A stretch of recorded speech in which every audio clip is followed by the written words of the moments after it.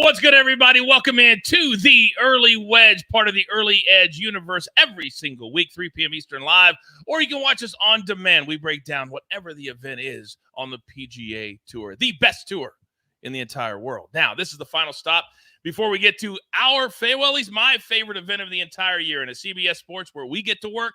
It's definitely the most favorite tournament. We like to call it the Masters. We've got you top to bottom, left to right.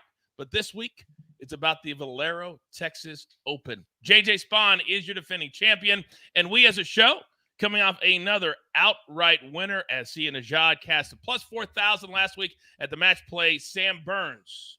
And it was nice because we also had Cam Young on the show as well, so we were going to win regardless. So with all that being said, let's bring in the stars of the show. You know him. You love him. First and foremost, when he picks it outright, he gets introduced first. He is the counselor of cash, Mr. Sia Nejad. Sir, the smoke continues to come out of your ears.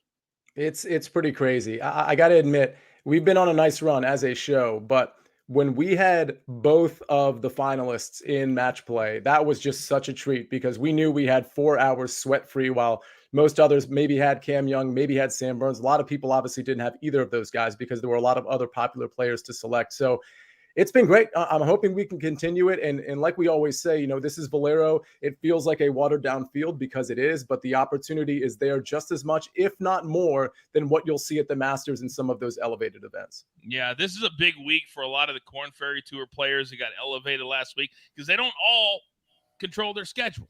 Now, the man who does control his schedule, and he is a senior, at least he is to me, golf writer at CBS Sports. You can follow him at Amateur Status on the Twitter. Mr. Patrick McDonald. Good afternoon, sir. Good afternoon to you fellas as well, and props to see you 4 hours sweat-free. If you followed my picks, you would actually have 8 hours sweat-free because none of my selections made it to the final day of the match play. But nevertheless, this is the week we make it back. We make a little bit money. We build that bankroll for the big one next week at Augusta. Can I just say that it has taken every bit of my humbleness because people forget since Sia had Cam Young, I had Scheffler against Rory McIlroy. They were 2 up on the back nine. Yeah. I had both of those guys, and I've had to keep my mouth shut because they blew it. Scotty Scheffler, you missed a 4-foot putt in extra holes?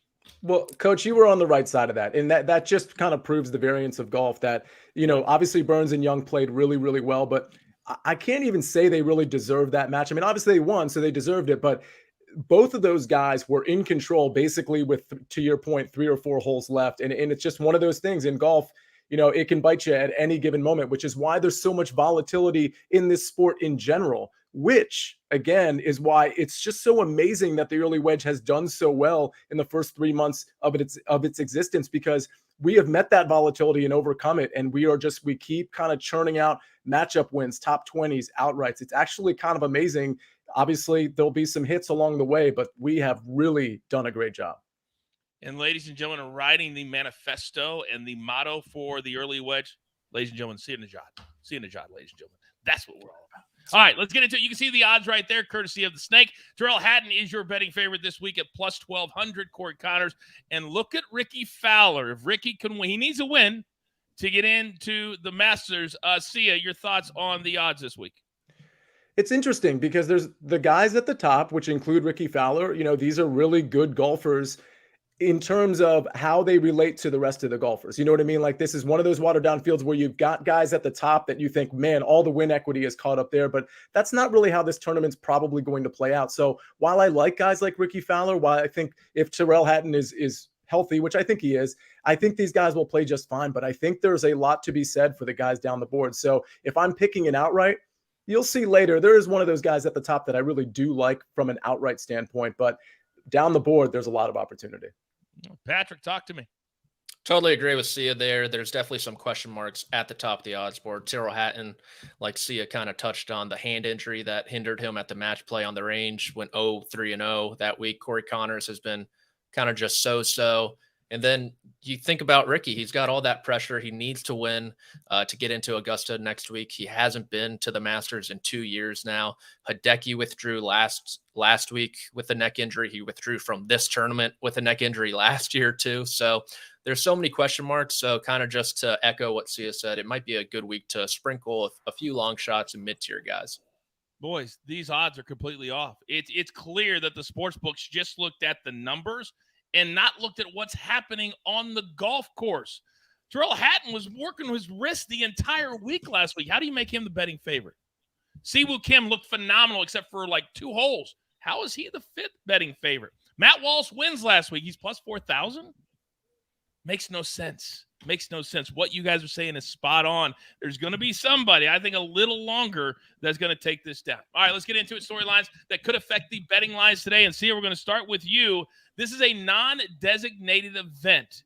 And whether you say it adds pressure to the young players who don't dictate their schedule or you don't, the bottom line is this is an opportunity. You're up.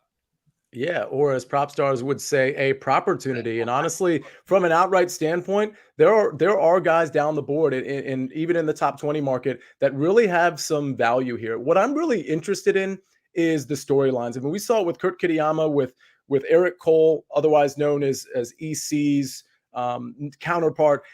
I think we're going to see some storylines here. Obviously, we have the Ricky Fowler storyline. We have Masters next week, but I think there's going to be some guys down the board that you're going to find out about, and maybe they're going to put their stamp on their PGA Tour card or their PGA Tour career. I think so too. Patrick, now this is always a really cool week because we have to do the caveat if they're not already in. Talk to me. That includes defending champion J.J. Spaun, who punched his ticket to Augusta with a win at this tournament last year. He parlayed his efforts in San Antonio to a top 25 finish in Augusta. But like Sia said, Ricky Fowler, he needs to do something he has not done in 4 years to make his way into the Masters, and that's win a golf tournament. He is top 15 in the world in total strokes gained over the last 3 months. He's top 10 in approach, top 10 in strokes gained putting, but he still needs to win. You think about potential PGA Tour Rookie of the Year candidate Taylor Montgomery. He's in the same boat. Veteran Matt Kuchar, who came only 2 strokes short of J.J. Spaun last year at this tournament, was unable to punch his ticket to Augusta. He's looking to get back into the Masters, 44 years old now. This could be maybe his last time ever to try to play into the Masters. So a lot of storylines, a lot of big names still, even though it's not that strong of a field, trying to win and play in that first major championship of the season. Oh, I like that storyline too. Let me address something very real quick. B. Hughes says the minute coach was bragging about having Scotty on Friday's Edge, you knew you wouldn't hit since he acted like it already won. B, understand this. This is an entertainment show as well. Very few people understand that. Go watch any other golf show. They're going to throw a bunch of stats at you. They're going to say strokes gained. They're going to all that kind of stuff. Or would you rather watch a show with energy where we actually back up our picks instead of going, oh, I really think that. See, stop it. We're going to brag all the time. That's what we do. That's what you do. That's what everybody does. Now, DFS, it's time to get into our picks. And here on the show, if you're brand new to the brand, we give you 3 that we like and a fade. And you need to watch and listen to the explanations because the fade doesn't necessarily mean fade the player in the tournament. Sia, start us off. We'll start off with Siwoo Kim at 9,700. He's one of those guys that's going to be popular. So if you want to pivot from him because he's going to be maybe around 25% from an ownership standpoint, feel free. I just think Siwoo Kim has so much win equity here because honestly, you could probably put him in the 10,000 range, and I don't think anybody would blink at that. The thing about Siwoo Kim, it can go poorly for him if the approach play isn't clicking. And sometimes with Siwoo, the approach play isn't clicking. But off the tee, around the green, and with the putter, you factor all that in that he's really been good at. And then you factor in his history here. Siwoo Kim should have a very, very nice time. So his ownership aside, I think he's a very good play. However, if you want to pivot because it's just an ownership issue, then that's totally fine. Chris Kirk at 9,300. Now, I don't usually give you 2 expensive guys, 2 guys in the 9K range. But the reason I included Chris Kirk here, other than the obvious, I think he's a great course fit. His history is very good here. The ball striking has been good. He's been good around the green as well. Chris Kirk is just sort of the model fit for this course. But the reason I included 2 9K guys is because I think it's really easy to build your DFS lineup starting with these two guys, or really any two guys in the 9K that you prefer. And as you notice, I'll tell you, Ben Martin is 7,100. If you take those three guys and you start your lineup with those three, it still leaves you with around, I believe, like 7,400, 7,300 to spend. Actually, I think it's closer to 7,500. So what you can do is still grab an 8K guy, grab a low 7K guy, and then end your lineup in the mid 7K. So normally I'd give you some lower end guys, but I like those two, and I like Ben Martin a lot. Ben Martin has been very good. His weighted tee to green numbers are very good. His finishing positions have been good as well. He played well last week at 7,100. I think this is a bargain. I think he's a guy that probably should have been priced around 7,700, 7,600 at this point. Oh, and then finally, we talked about Hideki. I don't know if Hideki is healthy or not. I'm not willing to pay the price of $10,500 to find out. So I'm fading Hideki on this one. Let me just give you a little inside information that most people do not know about Hideki Matsuyama. It's not necessarily injuries that are keeping him from playing well right now. He's been working with my good friend, Fast Eddie Fernandez, who's a world long drive champion, because Hideki wants to find more distance. I believe that's the reason he's been struggling, because his irons, when you try to find more distance, you're doing a lot of speed drills, then your irons take a back seat. And I think that's the reason. I could be wrong, but I think that's the reason, not necessarily the injuries. If it was the injuries, he wouldn't be playing this week. But he wants to get in shape because he's a former Masters champion. I believe the greatest post-round snapshot ever, when his caddy saluted the Augusta National Golf Course. Never anything will be better than that. All right, Patrick, I'm done ranting. Who do you like this week in DFS? That's great insight, though, Coach. Especially coming from Fast Eddie. That's a hell of a nickname.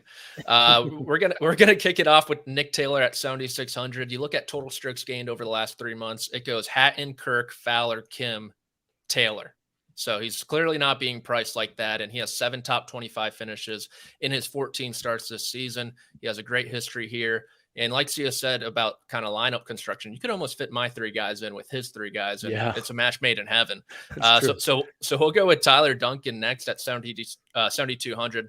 He's coming off a T3 last week at Corrales. He has another 3rd place in his last 4 starts as well at the Honda Classic. 19th in total strokes gained over the last 3 months. 7th off the tee, sneaky. He's very short, but extremely accurate. Yes, the fairways are hard to hit. The rough is easy to hit out of this week. But if you get super offline, you're going to find yourself in brush and trees and stuff you want no business with. So Tyler Duncan, 7,200 is a play I really love. And then Ryan Palmer, 7,100. 16th tee to green over the last 3 months, 24th off the tee, 11th in the approach. He has the Texas connection, great history here, 4 top 20 finishes in his last 7 appearances. The putter's been pretty poor, but if it's ever going to turn around for Palmer, you'd have to imagine it is this week at this course where he has a high comfort level. And then finally, we are going to fade Davis Riley, 9,500, 49th in total strokes gained over the last 3 months, 53rd tee to green. Just way too volatile to be paying up for someone like him in the mid-9s when you could go like Siwoo Kim or Chris Kirk like Sia has. I think we should do something, because I'm doing the math as you guys were talking, and all 6 do fit into the $50,000 thing. Why don't we all put in $100, play together, and buy a team with these 6 players?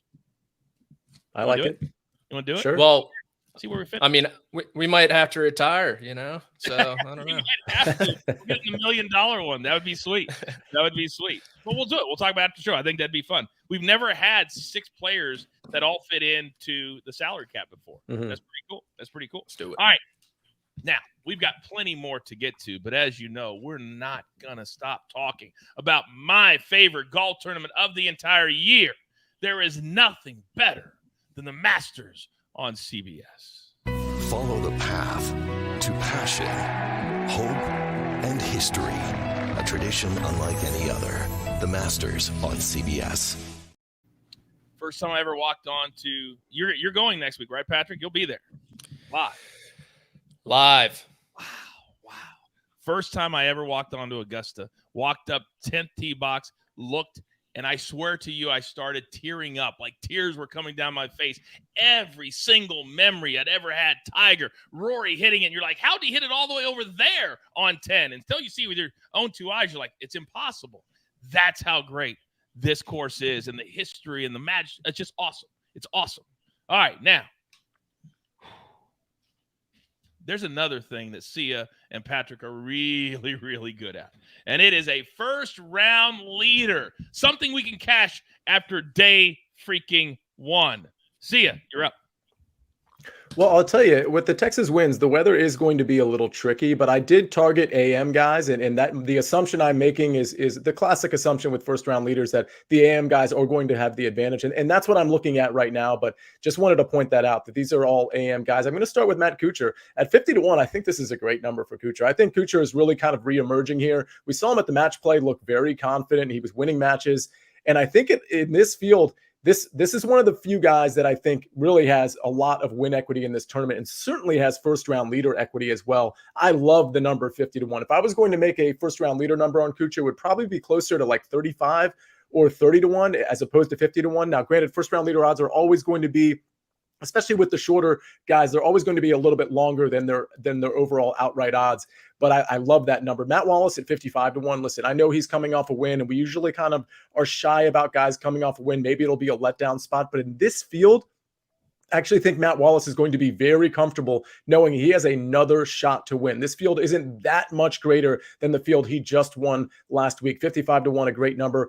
Aaron Rai at plus 7,000, otherwise known as 70-1. The reason I like him here as opposed to outright, I'm really worried about Aaron Rai's putter. It's been so incredibly terrible, and I just don't think Aaron Rai can spike with the putter in any way, shape, or form over 4 rounds. But can he, and when I say spike, a spike for Aaron Rai is really like a zero putter. Can he do that for 1 round? Absolutely. Anybody in this tournament can. I just don't think he can do it for 4, which is why he's not on my overall outright, but he is on my first round leader outright. Finally, Ben Martin, I've talked about him.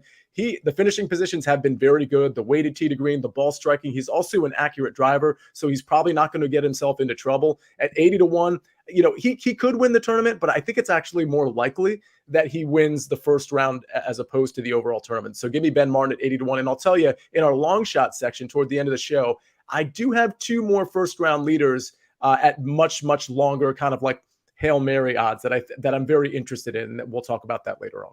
All right. Well, people definitely want to stick around for the end of the show. That's where you can make the big money, potentially. All right, Patrick, talk to me. I legitimately think it's Nick Taylor's week. Little Nicky himself, shout out Adam Sandler. 5th in total strokes gained, like I said, over the last 3 months. And at 65-1, I'm willing to suggest he'll get off to a hot start on Thursday. And then I already touched on Ryan Palmer and Tyler Duncan, both at 90-1, both striking the heck out of the golf ball. So I like them as well. They just need to get the putter. And someone who can putt, Bo Hosser, 75-1. The Texas connection is there. He's played great at this tournament in the past, kind of gave it a run last year. The current form's not great, but Hosser has the MO you kind of want with the putter. His ball striking is extremely volatile. He can get off to a hot start. We've seen it from him before. And then a bit further down the board, Dylan Fratelli, another Texas Longhorn, T8 at this tournament last year. He is 110-1, extremely long off the tee. He put the lights out of the ball. The iron play has been a bit suspect, but if he's gaining around 1 to 2 strokes on approach on Thursday, he should be in the mix. You know what's crazy is that Ryan Palmer, I saw some crazy stat. I called the Valero Texas Open last year, and I'm trying to remember what it was. He wants to win in Texas more than anybody. And he's never won in Texas. He's never got the job done. I don't know why. But maybe you try too hard. I don't know. By the way, I just taught everybody a little lesson in the chat. Let me just explain something to you, because Todd says the chat has already entered that exact team multiple times. Terry says you and everyone using that team kind of diminishes the return. I am a next level All-American host. Why do you think I said that? Why do you think I said, hey, let's all play it together? Because I knew everybody would go and do it. You got to understand, I'm 3 steps ahead, 4 steps ahead. Always. National TV since 22 years old. That's who I am. Now, you guys know what our bread looks like. I'm feeling good today. All right. You guys know what our bread and butter is, right? Yep, that's what it is. Snake's always on top of it. Head-to-heads. It's not sexy. It's not a big payout, but all you got to do is beat one other person. And a lot of times here on the Early Wedge, we catch this on Friday. So, Patrick, I'm coming to you because now I get to participate. Who do you like? No. I'm not going to start with you. See, I would love to start with you, please, sir. All right, let's start with Chris Kirk over Taylor Montgomery. So for those of you that are fans of this show, your pockets are fatter, but you also know that I've been fading Taylor Montgomery for quite some time. And that's because he's so reliant on the putter. Now, there are flashes where Taylor Montgomery actually is okay with the ball striking, whether it be off the tee or approach. But one thing I know about Chris Kirk, and one thing that I think is pretty reliable about him, is that the ball striking is going to be pretty good. And frankly, the short game is pretty good with Chris Kirk as well. Chris Kirk minus 110 over Taylor Montgomery. I think that's the wrong price. I honestly think it should be more like minus 135 over Taylor Montgomery. So I really like that one. Matt Wallace at plus 115 over Davis Riley. By the way, these first two are over on DraftKings, and the last one I'll talk about in a second is over on FanDuel. But you know, Matt, I'm not a big Davis Riley guy. I know a lot of people like him this week. A lot of people liked him a couple of weeks ago where he had some good course history. I noticed Patrick has faded him in DFS, which is music to my ears.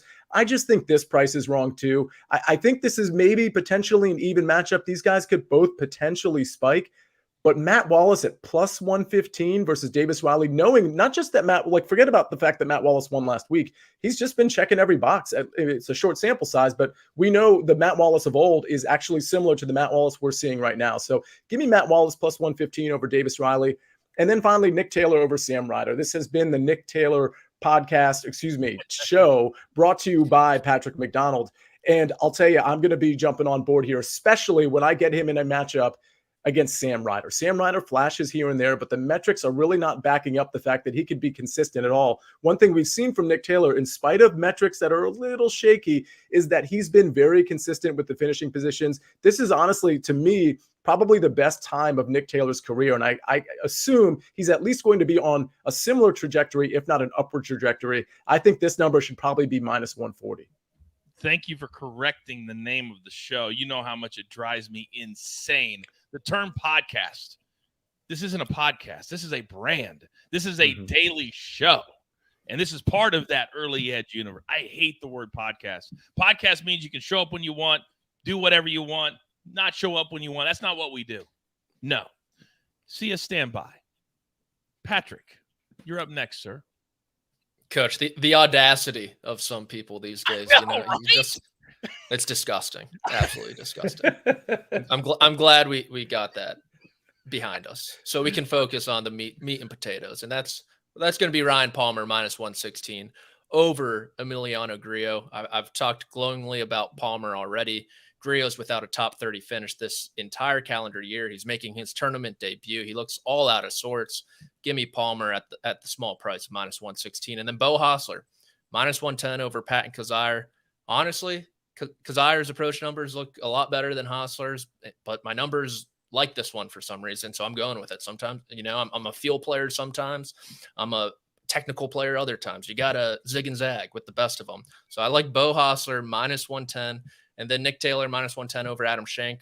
Schenk's coming off that runner-up performance at the Valspar Championship where he had hit left-handed on the 72nd hole, as we all know. But he's also coming off his first week off all year, the entire year. It's his first week off. He went 10 or 11 straight to begin 2023 because he and his wife are expecting.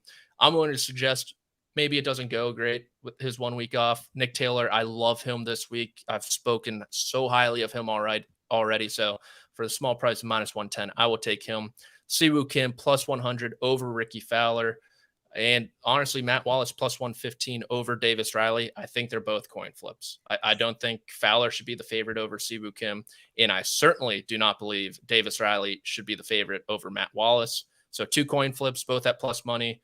If they both hit, we're living the high life this weekend. If not, one of them hit, we'll probably make a little money. So I like those 2 as well. All right, a couple of chat questions before I get to mine. Patrick, let me ask you, what do you think about Wallace over Schenk, minus 130? That's probably a stay away for me.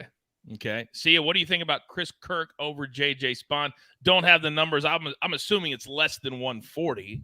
Yeah, I would assume that as well. I mean, if it's minus 130 or shorter, I think you can take that because Spaun just hasn't. I mean, he played okay last week at match play, but he hasn't been very good just in general over the last, 2 or 3 months. So, yeah, I think Chris Kirk, I'd lean on that one if it's minus 130 or shorter.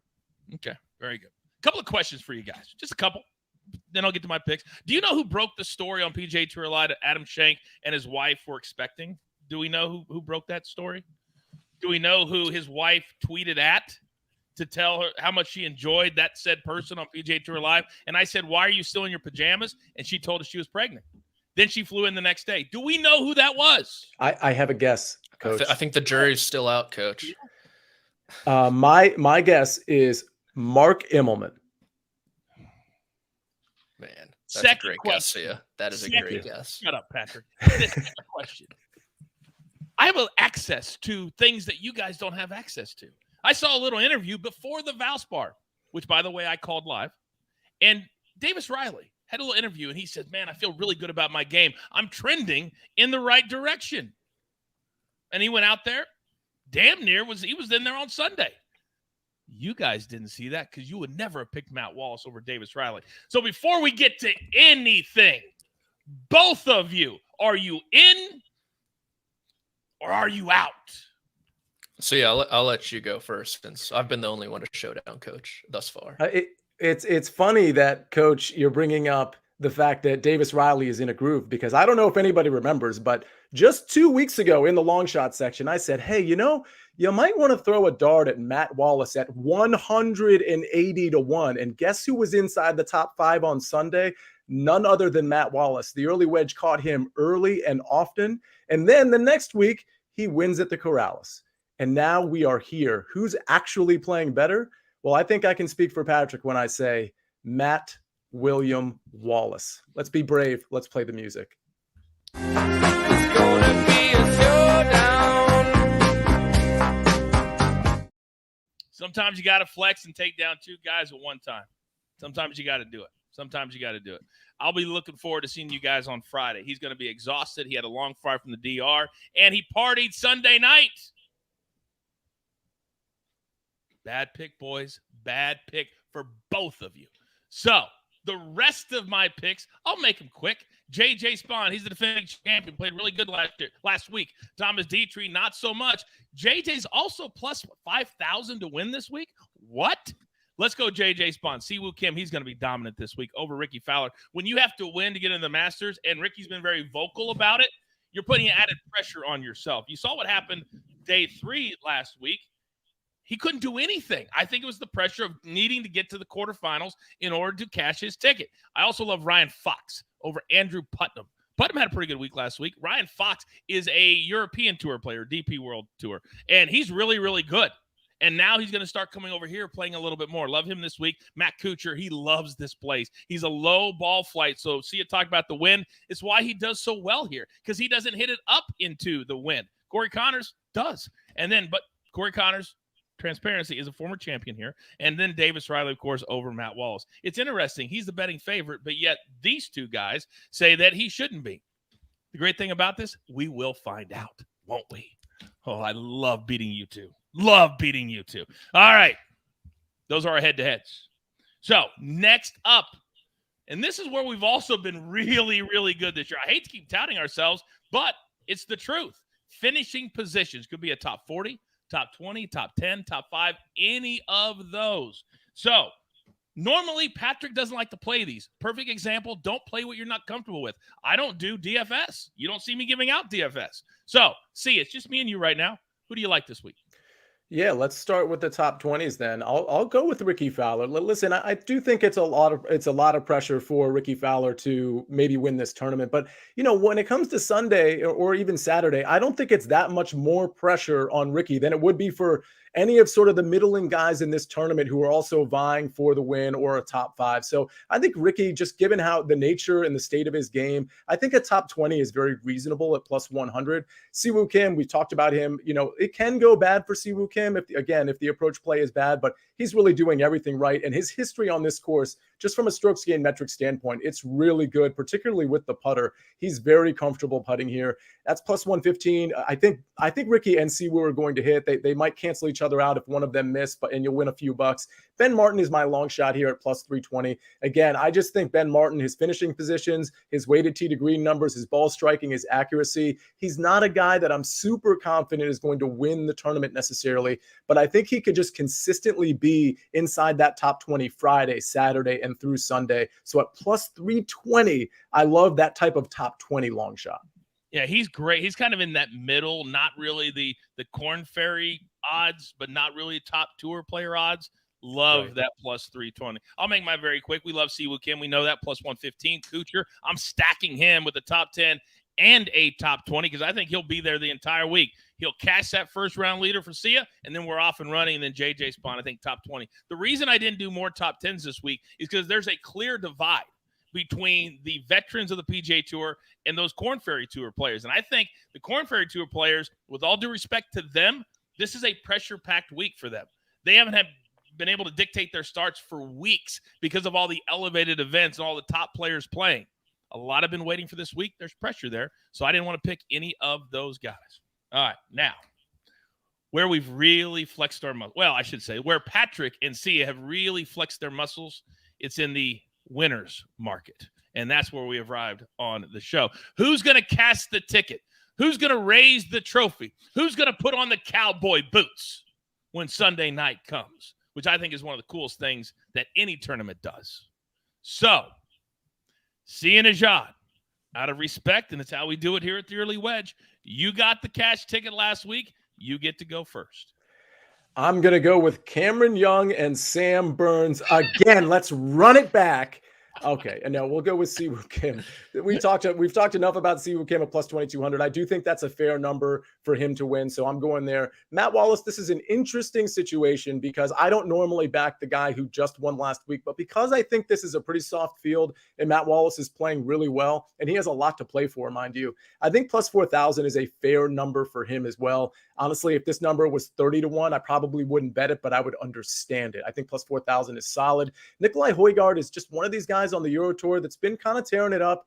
And I do think he's a pretty good course fit. I think he can go out there and score, especially if the conditions are really easy. And frankly, if they're windy, Nikolai Højgaard has some experience in the wind, of course, as well. 45-1. It's a great number on him, honestly. Like, he's one of those guys that could potentially maybe even miss the cut. But if he's in the top 5 on Sunday down the stretch, I won't be surprised at all. This is an up-and-comer for sure. His brother, pretty good too, Rasmus. Ben Martin at 80-1. We've talked about him. I'm a little shy about recommending this one because I don't know if Ben Martin can close on Sunday. But if some of those top-tier guys are out, some of those guys we've talked about like Tyrrell Hatton, Corey Connors, if they're not in contention, Chris Kirk, Ben Martin can surprise us. So 80-1 is a fair number on him. You said miss the cut. It reminds me, if anybody wants to see one of the funniest videos of all time, it happened at this golf tournament. You guys remember Kevin Na, right? Remember what happened to Kevin Na? A 17 on one hole. 17. Go back and watch it. Very, very funny. And he still finished the round. Didn't pick up and walk out. He finished the round. 17 on one hole. All right, Patrick, talk to me. Yeah, so many people might just be thinking, Patrick, are you copying Sia with the top pick? No, it's just a little gravy on top, right? You know, we're happy to see Siwoo Kim on Sia's card, 22-1. Like I mentioned, he's 4th in this field in total strokes gained over the last 3 months, has that win at the Sony Open, doesn't have to play with the pressure of playing himself into Augusta. He's already into next week, so I love him at 22-1. And then it's the Nick Taylor show, 50-1. Give me the Canadian every which way this week. It will not bite me in the butt. Absolutely not. 0% chance of that happening. Knock on wood. But I just love his metrics recently. I love the way he's playing. The short game looks fantastic. And if he has a half decent week with the irons, he should be in contention at 50-1. The great thing about this show, for those of you who are new, those of you who are not, you know this, but if you're new, none of us are allowed to talk to each other before we make our picks. None. We don't have a discussion. We don't have a production meeting because we want to do our own handicapping. But when it comes together like this, and you've got these players, I'm leaning into these guys. Kim, Spawn, Taylor, the other guys, they love them. It's going to be their week. And all the numbers meet there. So I love these picks. All right. Final segment of the show before we really start to sink our teeth into the Masters next week. Still trying to come up with some different ideas to do. But a reminder, Steve Scott will be a guest picker right here.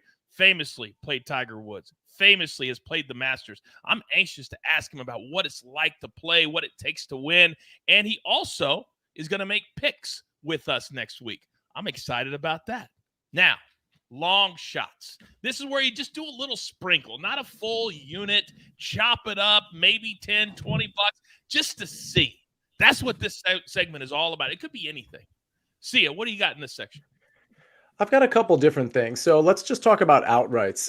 Ben Taylor at 130-1. What's really interesting about Ben Taylor, he was a guy a couple months ago, whether it was on this show or let's say the First Cut DFS show, where we would bring him up and talk about, hey, man, the metrics look really good. The ball striking looks really good. Well, the ball striking looks really bad now, but the putting is really good. So I think what's interesting with Ben Taylor from an outright and a first-round leader standpoint is that if he can somehow find that ball striking, which for the record, he had literally 2 months ago, and he can marry that with his putter and his short game, which has been very, very good, then it wouldn't, and that happens all the time in golf, by the way, especially when we've seen it recently. It would not shock me at all if we see Ben Taylor maybe as a first-round leader at 110-1. You know, the outright winner, that is really, truly a long shot, 130-1. But these are the types of guys in this tournament where it just simply wouldn't shock me if these guys are there down the stretch of the tournament on Sunday afternoon. So first round leader, it's just an extra one. I gave out 4 first round leaders earlier. If you wanted to maybe split, you know, whatever you put on the 4 first round leader, you know, ones we had earlier, maybe you take these two and you split it in half and you just sprinkle on Ben Taylor and Kevin Chappell at 110-1 each. I'll just mention Kevin Chappell. He's really coming on. He has some good history here, but lately he's really been coming on. You know, 4 or 5 years ago, Kevin Chappell was kind of a guy, and then he just sort of faded away, unfortunately. I don't know if it was injury related or not, but he's kind of back, and he's the type of guy from a first round leader standpoint. Wouldn't shock me at all if he goes off for a round. So 110-1, Ben Taylor, 110-1, Kevin Chappell's first round leaders. And then finally, Ben Taylor as a super, super long shot outright at 130-1. Very interesting. Very, very interesting. Garrett in the chat said, my card this morning was set as Siwoo, Kuchar, Nick Taylor. I'll either be celebrating with the Early Wedge crew or wiping my tears with our failed tickets. I may or may not have had tears last Sunday when Scheffler and Rory got beat. But I can remember a tournament, Patrick McDonald, that one Garrick Higo showed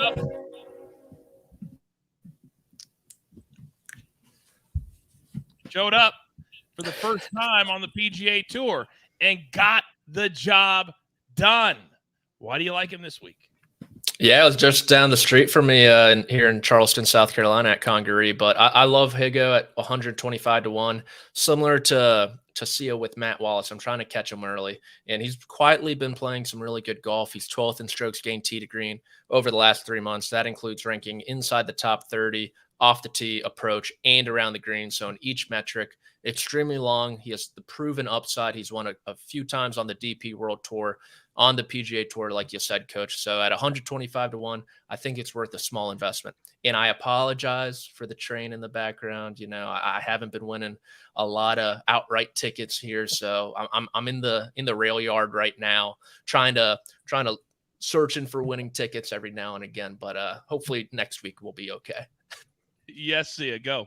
I mean, if that's not a sign that you should be sprinkling on Garrick Higo, I don't know what is. The train is a coming, and that train is named the Garrick Higo. So 125-1. I got to say, I endorse that play. And I think he's the type of guy where if he can find the putter, he's really going to contend here. You can say that about a lot of guys, but Higo is really coming on. These are long odds. I would put Aaron Ryan in a similar conversation, by the way, where if he finds the putter to any degree, he is absolutely in the conversation for an outright. I believe his number is somewhere in that 50 to 60-1 range. And then the final thing is, I like Kuchar outright. We had the comment about Kuchar from Garrett. Kuchar, Nick Taylor, Siwoo Kim. Kuchar's 30-1. I don't mind that number at all on Matt Kuchar.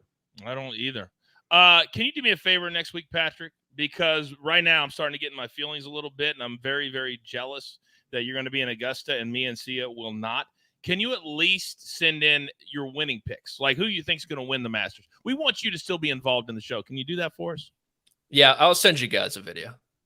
That would be amazing. Send us a video with your picks. By the way, are you staying in a house or are you staying at a hotel? Hotel. Please tell me it's the Marriott. I'd have to check. Okay. I once, true story, first year, Jason Sobel, he works for another network. We're having drinks. And he's like, I'm staying in a house, $18,000 for the week. I was like, damn, ESPN approves that? He goes, it's less than your hotel room at the Marriott. I go, no. He goes, did you check? I go, no, it's on direct bill. I went back and checked how much you think they charge for a Marriott one bedroom or one bed, king bed on Masters Week. Just a guess. What's the damage? I'd like to guess. 900. Okay. Oh, well, I just heard you. I'm Darn. sorry. That's like a game show. I want to I'm guess. sorry. I 980 a night. So for 8 nights, over $7,000. He had 4 people in his house. So he was right. For him, it was only like $5,000. It's crazy, the prices.